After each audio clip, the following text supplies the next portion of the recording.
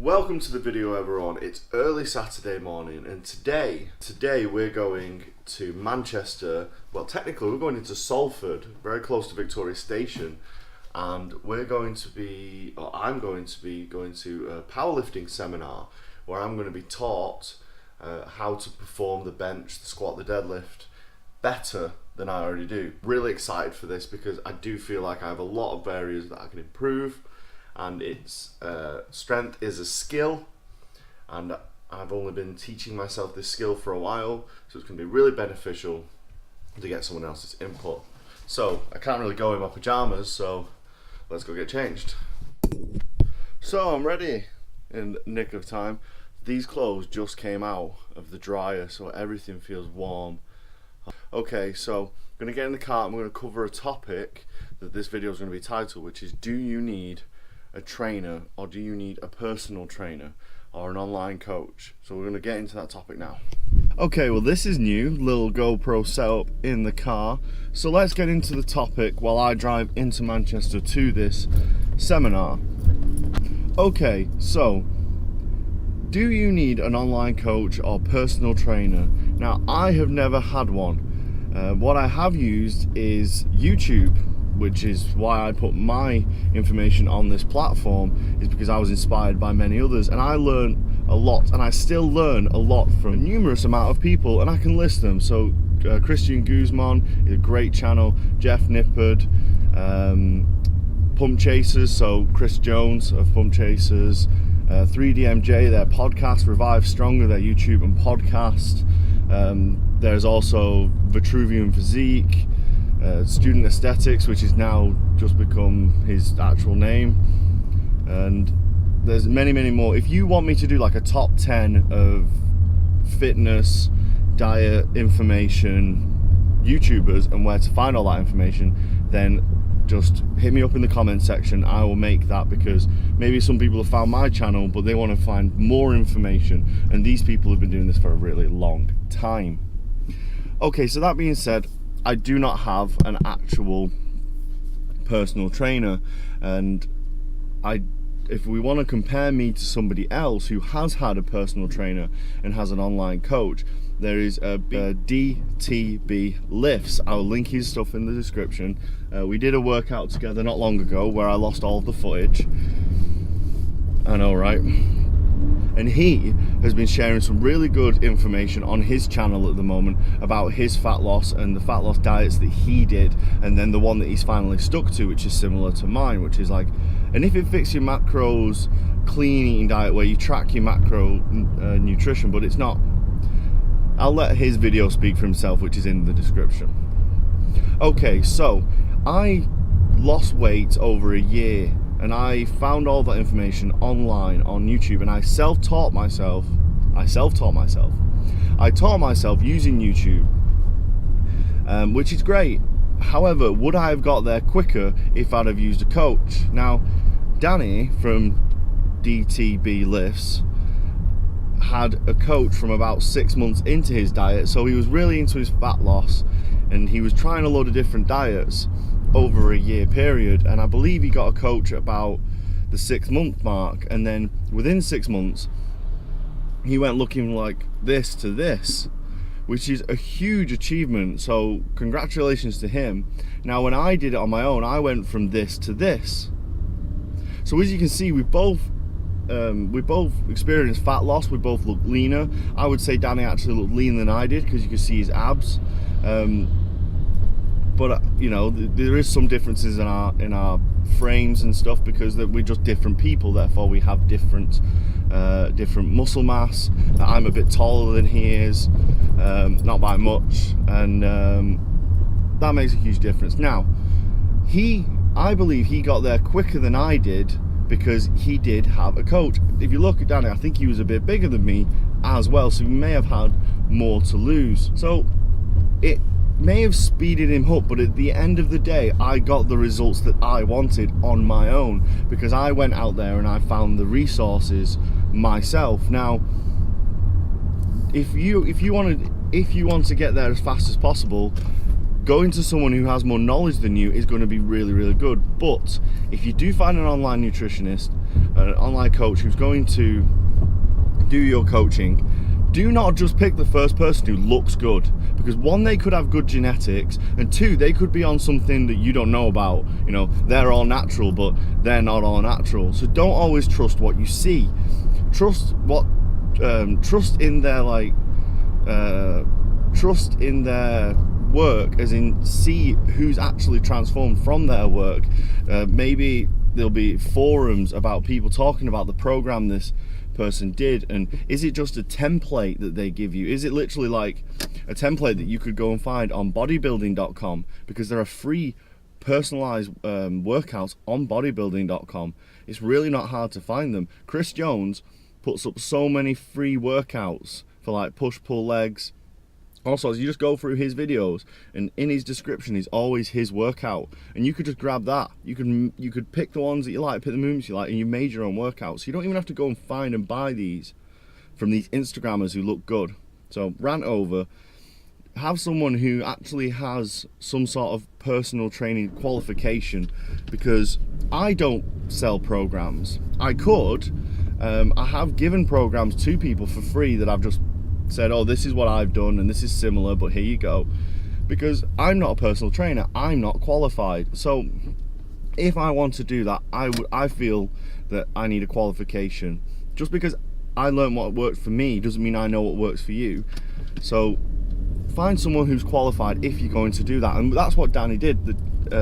Danny's guy's qualified. He's I don't actually know who he is, even though Dan's told me before, but the guy, one, does look great, and he's trained a lot of people.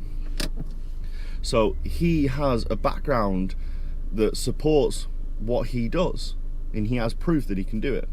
Okay, so let's go on to the training side of it. So that was nutrition and that was weight loss, which is what most people care about when they get into the gym. The first thing people think about is, I'm here to look better, and they're not that bothered about the performance. And then you fall in love with it, and then you become like me and you go all the time and you want to get better and better. So performance wise, in my first bulk, in my first mass phase, or whatever you want to call it, where I wanted to build strength and size, I did a bro split. Now Danny's on his first bulk, and he's already hitting numbers past what I did on my first bulk, and coming up to similar numbers what I would be doing now. Now why is that? Is that just because he has better genetics? I don't think so. I think it's because he's got a better training program, because I was stubborn and stuck with my one muscle group a week, which is technically called a bro split, where you do chest day, you do leg day, you do back day, you do shoulder day, and then you do an arm day. Now that may work for certain people who are on steroids, and they may work for certain people who already have a lot of muscle mass. But research always showed that doing a muscle group twice a week was always more beneficial than once a week. Always 3 times a week, a little bit, and then after that, it varies on muscle group. So you could probably train your arms maybe 3 times a week or 4 times and get away with it, because they recover a lot faster because they're smaller. So because Danny has done 2 times a week, he's done a good upper lower type of split. I believe his muscle has been able to respond, recover, and it's had more stimulus, and it's had more volume in his training time. Now, why is that? That is because Danny had a trainer who knew what he was doing. He also periodized. He had certain parts of his training which focused on weak points. It focused, he had volume periods, he had strength periods, whereas me, I was doing a very basic linear progression, which is, you know, I hit the lift and then the weight goes up, I hit the lift, and I was doing very similar lifts for long periods of time. Now, if you've watched my previous video, I think I put it up before this one, about the fact that my bulk is over, and me comparing it is the fact that I spent too long doing the strength section, I spent too long doing the peaking part, and I think that I could have broken it down a little bit better. So overall, without making this video too long, or this part of this video too long, is having a personal trainer, online coach good, and do you need it? No, I don't think you need it, because in the end of the day, I've got to the place that I've got to, I'm quite happy with it. Maybe it's took me a little bit longer, I've had to learn some things the hard way, but you know, you can do it as long as you find the right information. Now, I went out there and I'm quite skeptical of a lot of things. I know the world's not a very nice place, and I don't really like to buy stuff because I don't have a lot of money. That's one of the other reasons that I'll get into why I don't have an online coach. So if you want to do it on your own, you can, but just make sure you go and you find the right sources of information. I'll just link loads of people below, but if you want me to do a video on who I think's the best or my favorites and why, comment below. Okay, so is it really beneficial to have one? And yes it is. I think that if you, like me, going to this seminar, if I'd have done this when I first started lifting and I was taught how to properly move in the squat, how to properly move in the bench, then I wouldn't have my issue in my shoulders for my bench, because I'd probably be moving weight with better form. I'd probably have never had that hip injury because I would have been hitting depth correctly, and my knee position and all that kind of stuff would have been correct. So it would have been beneficial for me. It probably will be for you. Now, here's the reason why I never got one, and that is I am not affluent enough. I am not wealthy enough to have a personal trainer. Sometimes they can range from like 30 to £100 a month, and I don't have that kind of disposable income. I don't. My gym is about £20 a month. It's the best gym I could find for its price. If I could afford to go to something a little bit more specialized, I would. Now, my money situation is not really something that we need to get into because no one really cares. You know, money's not everything, and money's not what matters. Experience is what matters. If you have the money, and if you want to get to your goals a little bit quicker, and you do the research and you find the right person, yes, I think having a coach is a great resource. An online coach is just as good as one in person. In some ways, if you are a beginner, I would find a strength coach to teach you the squat, bench and deadlift. Find a good personal trainer who has a decent background, who isn't just been trained by the gym to keep you at that gym, because, you know, that's what they're there for, as well as training you. They will get you to your goals, but just make sure you get the right person. Now, an online coach, you can do loads of research on them. They're going to have testimonials. That's the word I was looking for before. They'll have testimonials from all of their clients. If they've been doing what they said they'd be doing, they'll have loads of people who speak up for them. That is this part of the video. I may make this into its own video. I don't know if I'll put it in this one because it'd be very, very long. Now, we're going to get to this place, and I'm just going to film my lifts, and I may do a voiceover because I don't really want to have like me talking to the camera and weirding them about. I'm going with people I don't really know. Shout out to John at work, because him and his friends have set this up and they've kindly invited me along. I'm really, really grateful for that. Right, I'm going to turn this off and we're going to get into Manchester.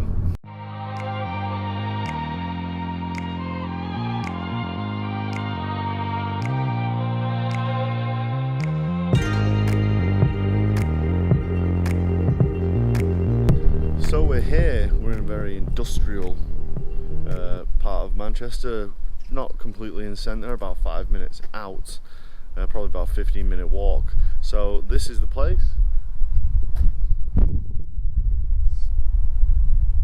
And strength therapy. So this is the last time I'll be talking like directly to the camera until afterwards, because like I said, don't want to get the camera all up in people's faces. So let's get into it. So everyone, I didn't film during that 5-hour seminar, which was brilliant. I learned so much, not just about my lifting, but overall movement mechanics and how important it is to be in a certain way, to lift a certain way, you know, keeping the chin down. He did some really awesome things. Like literally, I held my arm out, and then he would, with his little finger, pushed my arm down. If I was looking up with just my eyes, now with my chin down and my eyes down, I was able to hold my arm straight with him putting a lot of weight on it. So it just shows the body's mechanics, things that I never knew. It was a really great experience.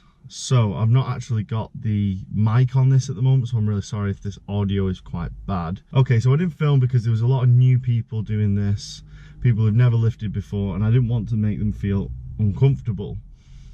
And it wasn't really like, oh, now it's your turn, I will look at your squat, bench and deadlift or whatever. It kind of was more fluid, it flowed. He told me about bracing because I mentioned bracing, and then he actually taught me a better way to brace, where you take a big belly breath and you kind of hiss as you lift the weight, and it made a huge difference. It made everything easier. I did a pull-up without it, very hard. Did a pull-up with it, really easy. So I've learned a lot from this. Thank you, the strength therapy, I'll probably link that below. But yeah, I'm gonna go get some food with this big group of people, and they're a great bunch. Hopefully make some new friends, because the only person I know in this group is John from work, so meeting a couple of other people would be really good. Okay, so I'm gonna go get some food and I'll catch you guys in a bit.